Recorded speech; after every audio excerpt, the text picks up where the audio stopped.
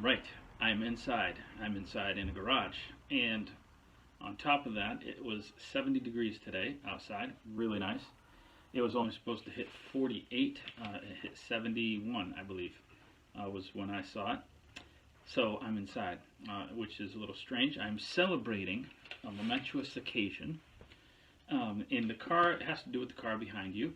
The car behind you is my son's car. No, I'm not celebrating anything to do with my son or his car in particular. But we bought this house in 2015, late 2015. So that's 4.5 years ago.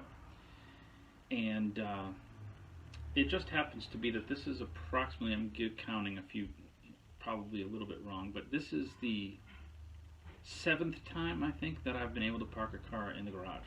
And so with all this being off and everything, I've had some time to work on my garage and get things in order. This is the first time, and I know that for a fact, since 2017 that I have been able to park a car in this garage, because I know, because of the projects that I've been doing, I've had insulation, I've had sheetrock, I've had studs, I've had carpet, I've had ceiling stuff, pipe. I've had everything that I've ever done to this house has been in here. It's just been crazy. So glass for the windows and all sorts of things. So I shouldn't say most of my projects are done, because now that I'm off, Katie has quite a list of projects for me. No, I shouldn't say off, but now that I'm home, Katie has a lot of projects for me. But nice weather, and I wanted to get things clean. She's up in the back doing her garden today, and I wanted to get this done. And well, it was kind of an undertaking. I started probably about 2 days ago. Just did a little bit, just enough to get my grill out. And then I did a little bit more yesterday while I was grilling yesterday. So today I think, well, I'll make a dump run. Didn't know that the dump was a non-essential thing. So now I've got a bunch of junk in the back of my van waiting to go to the dump. But I got my garage clean, and it took all day today to get it to a place where I could get a car in. So I thought, man. And as I was doing it, of course, my mind is always thinking of devos and things, and I thought, what a great opportunity to teach something. It was a little bit of a lesson here for us, I think, that the way I clean and the way things happen here is that life, like my garage, fills up with stuff, and it happens the same way every time. I come in and I put a tool down or something, and I don't put it away. I just put it down on a flat surface. If I were to pan around, even since cleaning this up, I did one little teeny tiny project. You would see things sitting on a surface. I've got a screw gun. I've got a box of screws and a coffee cup that are sitting on a surface that haven't been put away. Right, and so there's a little bit more than that. I'll get to that in just a second, but that's how it goes. And so there's this slow decline over time of the way that my garage goes, until it's very difficult to get through my garage even with no car in it. And sometimes it's justified, when I've got a couple of things of carpet and some major construction going on, and I have stuff sitting on, but then I use it, and somehow, even though the carpet is now into the basement where we finished the basement, and the sheetrock's on the walls, it's still a mess. And I still have a ton of cleanup to do. That doesn't get done. And so little by little, it gets to the point where it's so crowded I can't get through. So then I was like, well, I just got to figure out where one thing is. I end up, a lot of times I have bought so many tape measures because I can't find them. It's easier to go to Menards than to try to wade through my garage and find a tape measure. I'll just go to Menards, they're $5 and get another one. Right? So now as I clean up things, I have like 17 tape measures. And it's just, this is the de-evolution. And this is what happens with life: empty spots, and we just put stuff places. We don't put it away right. We don't do things right, and life becomes a clutter. And we get moments, I think, and this is a good moment, even if we don't like it or the way that it's going on in society.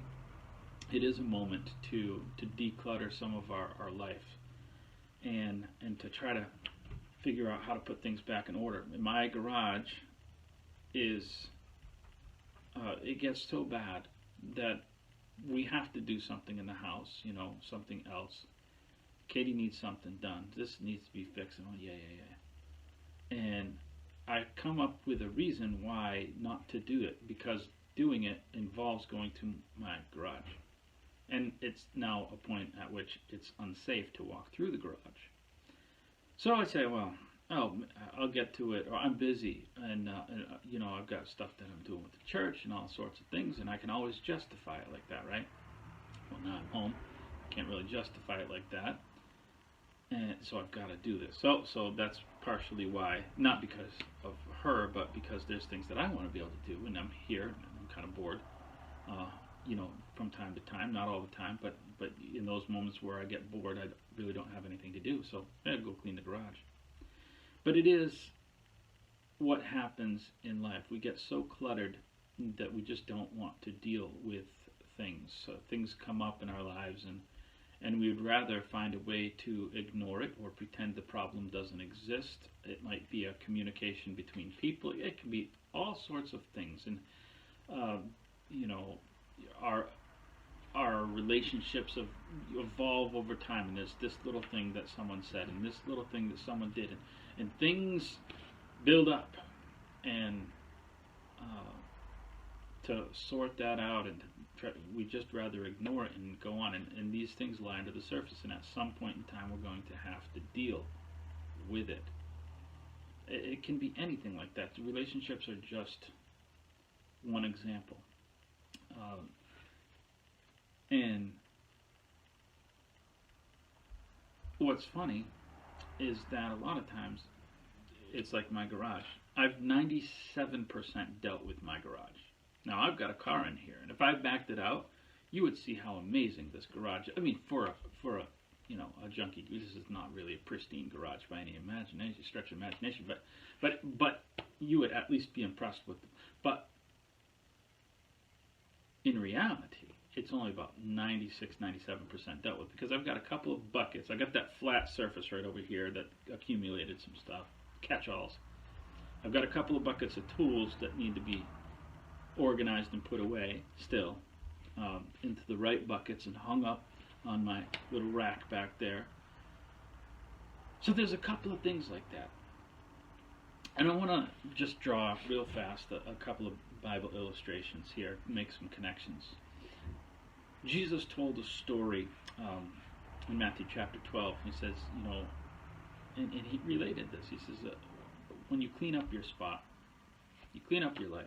This unclean spirit, he goes through. You get rid of an unclean spirit, he'll go through dry places. He looks for rest. You've cleaned it up because someone did a nice job. I'll just come back here. And that's the way life works with us. And the last state is worse than the first. We've got to not just clean up the spot when we clean. We do have a moment to clean in life. Life has been put on pause for so many people. This is the time to clean up some things, relationships or personal things that you need to deal with. But he says it's not good just to clean it up. You've got to put something in the place. I've put a car in. I know as long as this car sits here, I can't mess up my garage too much. As soon as this car's out of here, this will get loaded up with stuff, and I'll have to start the process again at some point in time. That's just the way things work. And he says you've got to fill things. So my one encouragement would be to fill your life with something after you clean it up. Don't just replace one habit with another habit, or go back to the old habits again in time. That's one thing. The second thing, in the Old Testament, there's a story it repeats itself. Really, it's a repeating story. You'll see. Well, they got rid of the asterisks, and the good king would come along. They got rid of the Baals or whatever, but they didn't get rid of the high places, and those were just little shrines up in the mountains. They cleaned out the temple, they cleaned out the big stuff, but they didn't put all the stuff away. And so you'd find in a little bit it had overtaken them again. And I know for a fact that I'm not going to put some of these tools away. I know how I am. I've got it 97% sure, and I can go up and I can be happy with what I did. And I know in time that if those things don't get put away, there's going to be more things in the catch-all, and all my flat surfaces are going to be absolutely full, and I'm not going to want to come into this garage in like 3 months or 2 months or a week, whatever it is. So do the job completely. Don't just be happy with 97%. Aim to do the job completely and fill it with something. So we'll see you tomorrow from a nicer location.